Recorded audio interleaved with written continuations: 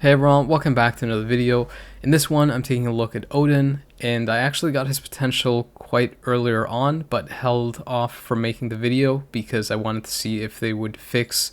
how the character performs in alliance battle modes, since there seems to be some issue there with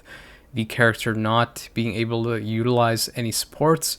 And besides that, I also got sick, so I wasn't really able to record in the last week, so that's why I'm putting out this video now. Unfortunately, I'm not taking the character to T4 because they haven't really addressed these issues with the character, and because he doesn't have too much usage in PvP, and because I don't really need the character to be T4 to be able to utilize him in world boss content, where I'm primarily using him at level 80 even without a damage proc. This video is going to be pretty straightforward. Like I mentioned, I don't have a damage proc on the character. I have a mighty CTP of regen, which I had on him from before. I didn't bother switching because I'm still able to utilize the character in high level world boss legend stages even without a damage proc, as you'll see. Plus it makes the testing more consistent, as you'll also see. Going straight into a stage 9 of Knull without using his leadership or supports, the character has one of the fastest clear times, if not the fastest clear time at level 70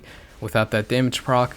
being able to complete the stage in basically around 70 seconds. Before I show you what the character can do on higher stages, I decided to test the old uniform to see how it would compare. I basically used Ebony Maw's leadership and support with another support,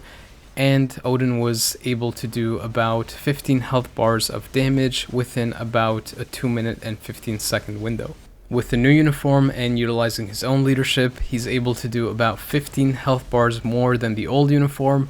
and the difference that makes is that he can almost do stage 69 because he can almost complete the first phase in 2 minutes. He's about 15 seconds short of being able to reach that 30 health bar mark to be able to clear the stage entirely. But the fact that he can almost do stage 69 without a damage proc and still at level 70 shows you just how powerful the character is for PvE content. That being said, if you want to build the character for PvE, which is what I would recommend, and you want to focus on things like World Boss Legend, then a Mighty Judgment would more than likely be your best option specifically for that mode. You could also use something like an energy or destruction, since he is proc friendly, and both of those can also work for those modes. However, if you want the character to excel in score based modes like ABX and ABL, and possibly perform a little bit better in Giant Boss Raid, then a CTP of Rage would likely be your best option there. From what I can tell, the only cancel effect that he's missing for Alliance Battle is the burn effect. He has all the other ones, especially if you get him to T4, then you don't really have to worry about that, since you can just use any striker you want for the cancel effect. But I wouldn't recommend getting him to T4, since a lot of people have reported issues with him, especially when they've used supports, that he hasn't scored much, and that in general he doesn't seem to be scoring that well, which is very odd considering he does so amazing in things like World Boss Legend. It's a little bit weird that he doesn't perform that well, especially from level 80 to T4. There doesn't seem to be too drastic of an improvement, so there seems to be something wrong, but the devs haven't really acknowledged it in any way. If they fix this, I can see the character being great, but as you can see for now, I was able to score almost 10 million with him, which I think is pretty impressive without a damage proc. If he worked properly, I would say that he would get somewhere around 11 million with damage proc, and closer to 13 million or more with something like a CTP of Rage, which should scale much higher once you get to level 80 and T4, but again, I can't really predict what's going on with that. Similarly, in Alliance Battle Legend, I was able to score somewhere around 3.1 million or 3.2 million, which might seem horrible, but again, that's without a damage proc at level 70, so it's actually pretty good, I would say. And again, if the character is scaled properly, whatever's going on with him, then he should be one of the top character options for this day, but that doesn't seem to be the case. So Star-Lord still ends up being the top option for the Alien Male Day, specifically because he has access to supports, which Odin and Thor don't have access to as many. For that reason, Thor is a little bit after, and then Odin seems to be somewhere around the same area as Thor, which is a little bit weird because he should be able to perform better than him, considering that he does better in other modes. So that is, again, a little odd. You can see that the character is absolutely ridiculous in all other PvE modes. Even without that damage proc at level 70, I'm able to solo Dormammu within about 5 minutes, which is oddly faster than some other characters, even at level 80 with a damage proc. The rotation that I use for Odin is more so for a multi-damage proc, so something like a Rage or Judgment. I basically do a 1 and 2 cancel right away into a 3 delay cancel after he stomps the ground with his foot. Then I do a 5 delay cancel after he hits the ground with Mjolnir or the hammer, and then I do a quick cancel of the first and second skill again to fill up the ultimate faster and immediately go into the fourth skill, which is the one that you want to proc on if you have a single skill damage proc. You basically want to use the ultimate whenever you have it, and you want to delay cancel it by about a half second for it to register all the hits. So the rotation with the ultimate and not taking into consideration that you're canceling your 1 and 2 every time you have that would be 3 delay cancel, 5 delay cancel, 6 slight delay cancel, 4. I would highly advise getting the character to level 72 at the bare minimum, if not level 80, because this is where he just goes insane in things like World Boss Legend stages. One of the reasons why I think he's so crazy in World Boss Legend is because he has that 100% ignore dodge buff, which plays a huge factor in the higher stages in World Boss Legend, or the higher that you go. One of the other benefits for the character is that he is also very tanky in those high World Boss Legend stages, mostly because he has buffs to increase his defense, he has healing, he has damage mitigation in his kit, but also because he can go in, or basically stays in, iframes for most of the damage that he deals, so he ends up being very tanky, and he also has that self debuff, meaning that he won't take a ton of damage from lingering dot effects like most other characters do. Previously, Odin wasn't able to complete this stage at level 70, but at level 80 he's able to complete it, again with no damage proc, with over a minute and 30 seconds left. Because the character can comfortably do stage 69 without a damage proc, then I went to stage 79 to see how he would fare there, and he basically was able to easily do that as well, and had only about a 20-second difference between the two stages. Although clearing high stages of Knull is pretty cool, the fact that he can complete high stages of Mephisto with subpar supports, I would argue, is actually pretty insane. I've been stuck on stage 85 to 90 because I've mostly had access to Storm, and although she has the damage, it's very tricky to keep her alive, whereas Odin has no issues whatsoever staying alive and still has enough damage to be able to complete this stage. Considering that Odin will be used primarily in World Boss Legends since he's so amazing at it and there's so many different restrictions that he satisfies, and because there are weird issues in Alliance Battle, I decided to take him into multiple World Boss Legend bosses, more so than I test with other characters, just to see how he does there. As you saw, he doesn't have any issues versus Knull and Mephisto, and versus Ultron it can be a little bit trickier since he moves around a lot and you have to maintain hits on him, but he can also complete that without too much difficulty, and if you kind of time your skills right to avoid losing damage when he goes into those different phases. When I tested versus Gore, I went to a pretty ridiculous stage without a damage proc, 59, and I actually didn't have enough damage to complete this. I got down to the last 10 health bars left.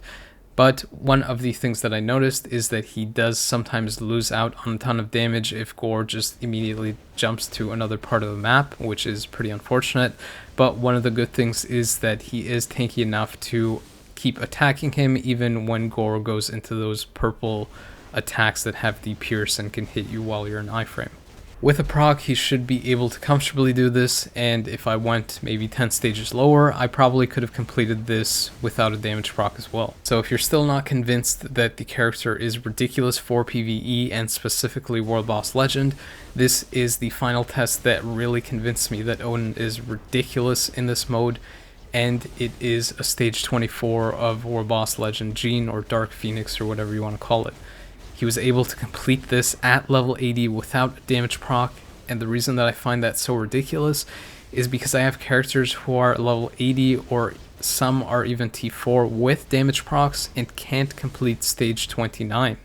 Yet Odin is able to complete just 5 stages lower without the same kind of setup. Sadly, with the character having such great value in PvE, he kind of falters in PvP, which is really unfortunate because a character that is a double cost, native, should be able to function at both modes, and players should be able to choose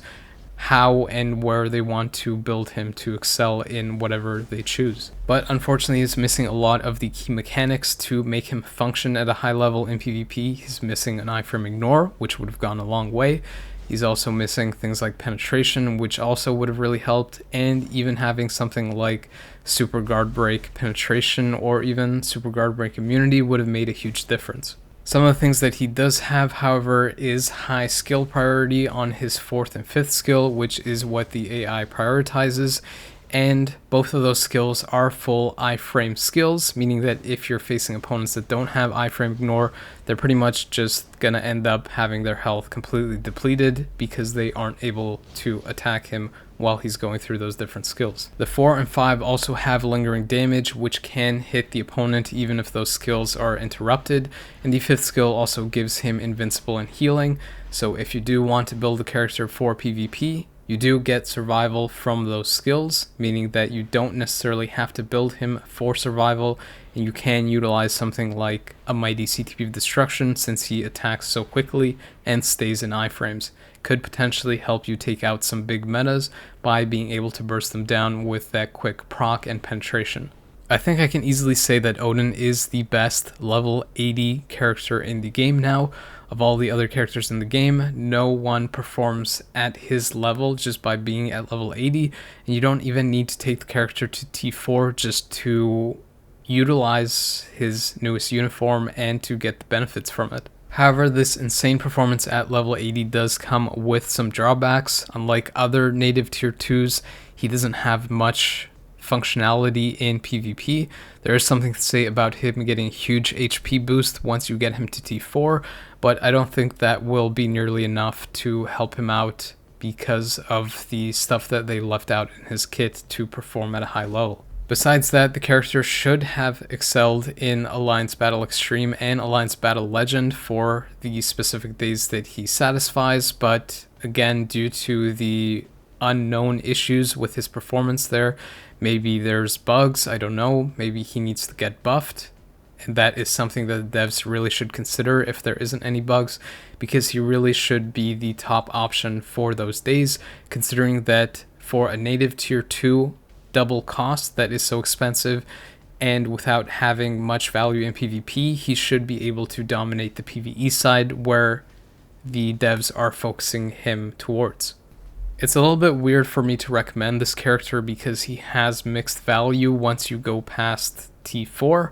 You don't really end up getting much value on the PvP side or ABX or ABL, so it's hard to recommend him because of that, considering that his performance sub T4 is so awesome and you don't have to really invest as much as some of the other characters to be able to get as great value on the PvE side. I'd really urge the devs to consider fixing his bugs or release a statement on whatever is going on there. If there are no bugs, then really consider buffing him at T4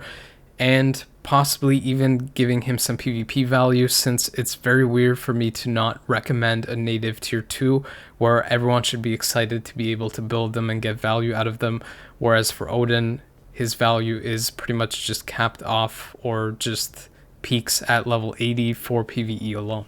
Hopefully that gave you enough insight or information to decide whether you want to pick up Odin's uniform and upgrade him or not. I would basically say that if you have the crystals, go for it. If you don't, then don't, and maybe just hold on to them and see what's coming with the summer uniforms and things like that. Because I wasn't able to make the videos earlier, I'm not entirely sure if I'll get to the Malekith and Angela video that I was thinking of making, but they were kind of a disappointment anyway. Angela is basically just support, and Malekith is mostly just the leadership for things like Alliance Conquest. Anyways, if you enjoyed this video, found it entertaining or useful, please consider liking, sharing, and subscribing, maybe even leaving a comment. And as always, I appreciate people taking the time to watch these, so thank you, but the video is now over.